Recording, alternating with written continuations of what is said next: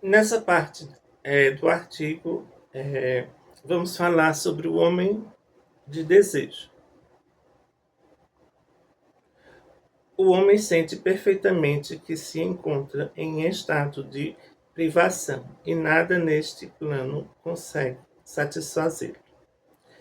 Aquilo que ele deseja fundamentalmente não pertence a este mundo, e é por isto que ele se engana sem cessar, impelido por um imenso impulso de fazer tudo voltar a si mesmo, como para reencontrar a faculdade que lhe permitia outrora tudo possuir, dominar e compreender. No dizer de Saint Martin, nada é mais comum que o impulso e mais raro que o desejo. De fato, aquele que toma consciência da origem dessa nostalgia, desse, dessa lembrança fugaz de de uma grandeza perdida, aquele que aspira a reencontrar sua pureza original, é um homem de desejo. Seu desejo é o desejo de Deus. O desejo é a raiz da eternidade, pois Deus é um eterno desejo e uma eterna vontade de estar manifesto, para que sua magia ou a doce impressão da sua existência se propague e se estenda a tudo o que seja sustentável de recebê-la e senti-la. O homem deve então viver também desse desejo e dessa vontade, e lhe cabe nutrir em si mesmo tais sublimes afeições. Eis que em Deus o desejo é sempre vontade, ao passo que no homem o desejo raramente chega ao seu termo completo, sem o qual nada se realiza. E é graças a esse poder dado ao homem de levar seu desejo ao caráter de vontade que ele devia realmente ser uma imagem de Deus. A senda martinista é uma senda da vontade, entre o destino, as forças que dirigem cegamente o mundo inferior e a providência divina. É preciso então escolher. Para o martinista, tornar-se um homem de desejo é empreender a reconstrução de seu templo interior. Para edificar esse templo eterno, o martinista se apoia em dois pilares, a iniciação e o ensinamento martinistas. Por esses dois pilares, ele adquire a força e a sabedoria de que necessitará para fazer nascer em si mesmo a beleza, o terceiro pilar que marcará com seu selo a consecução da reconstrução de seu templo interior.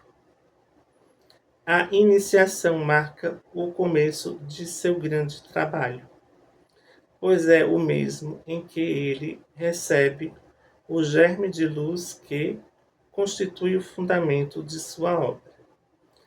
Cabe-lhe em seguida trabalhar para atualizar e tornar radiante essa luz. A iniciação martinista tem lugar no interior de um templo ou heptada.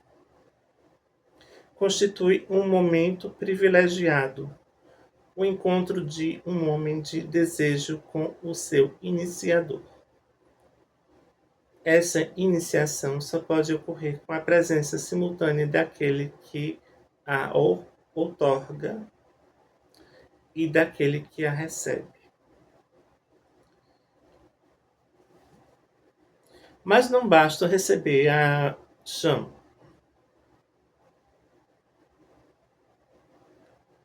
é preciso também conservá-lo, o que é mais difícil.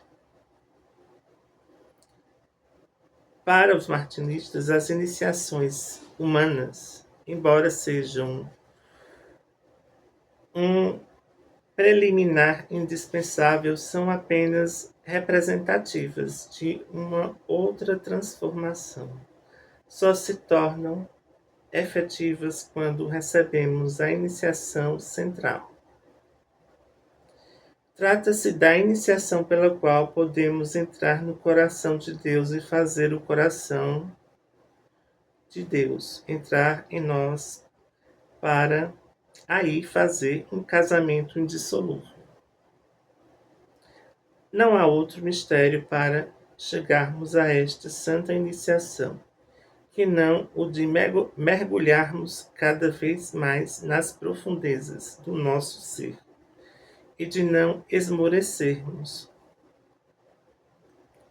para que não venhamos a daí retirar a vivificadora raiz.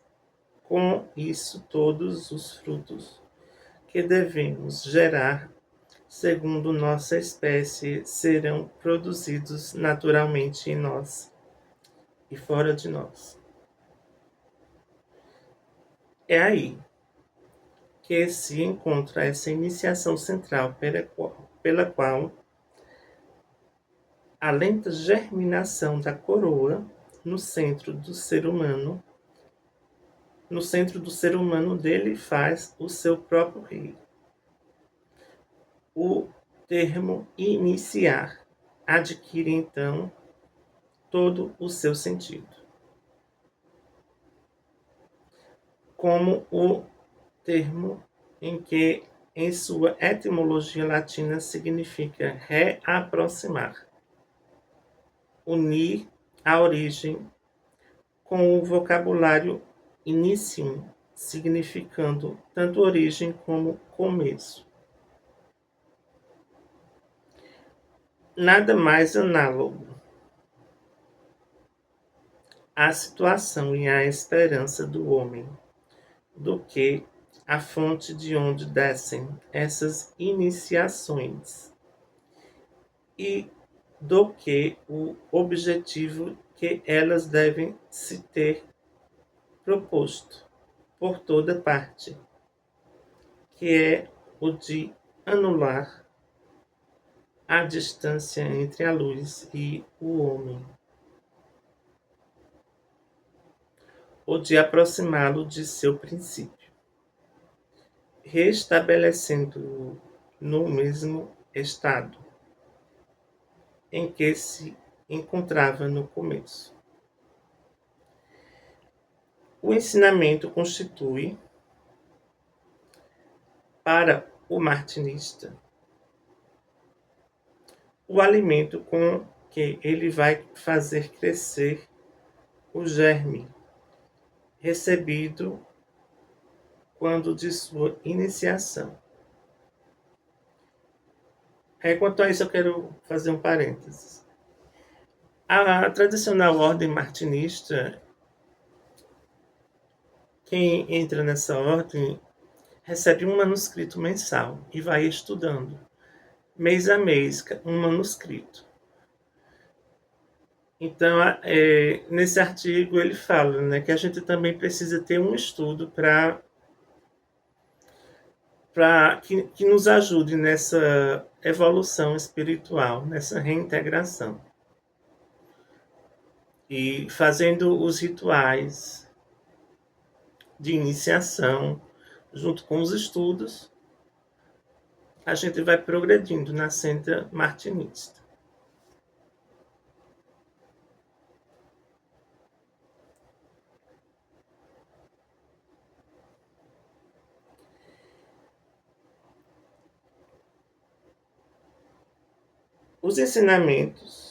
O ensinamento constitui para o martinista alimento, com que para ele vai fazer crescer o germe recebido quanto de sua iniciação. A base do ensinamento martinista consiste nos escritos de Louis-Claude de Saint-Martin e de Martinez de Pasqually. Os ensinamentos martinistas abordam também os grandes temas da tradição, como a Cabala, que permite um estudo mais profundo do Velho Testamento, a ciência dos números, que constitui um tema privilegiado para os martinistas, a angeologia, os ciclos da humanidade, o simbolismo dos sonhos, etc. Em seus trabalhos martinistas, não empregam nem teurgia nem magia. Seguem o ideal do filósofo desconhecido.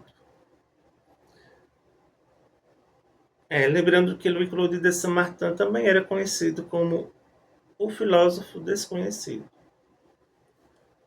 E esse é o ponto de partida que nós temos na senda martinista. Conduzir o espírito do homem por uma via natural às coisas sobrenaturais que lhe pertencem de direito, mas de que ele perdeu totalmente a noção, seja por sua degradação, seja pela falsa orientação de seus instrutores. Para isso, é inútil acumular um saber intelectual, pois para progredir na senda da reintegração não é a cabeça que é preciso empenhar, e sim o coração. Em seu trabalho, o martinista utiliza dois livros simbólicos, o livro da natureza e o livro do homem.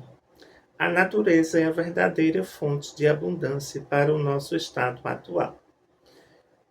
Ela é, com efeito, o ponto de união de todas as virtudes criadas. Assim, todas essas virtudes divinas, ordenadas pelo grande princípio para cooperar na reabilitação dos homens, estão sempre presentes em torno de nós. A sabedoria divina semeou os símbolos de suas virtudes ao nosso redor, a fim de nos levar a conhecê-los. E a natureza constitui para o iniciado um imenso repositório de conhecimento. O segundo livro confiado à meditação do martinista é o livro do homem. Esse é para ele o livro mais essencial, pois o homem é o único livro escrito pela mão de Deus. É nele que estão escritas todas as leis do universo e todas as verdades importantes e fundamentais existentes em todos os homens, antes de existirem em qualquer livro.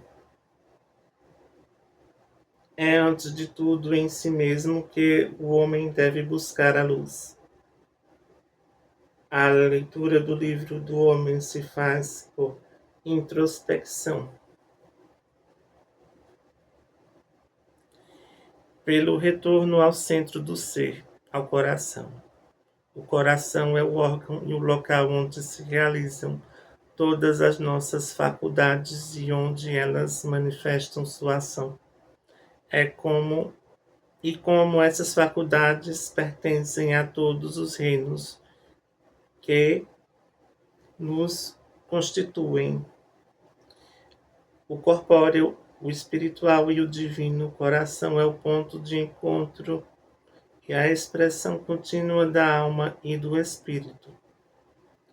O fato de o ser se voltar para o seu centro.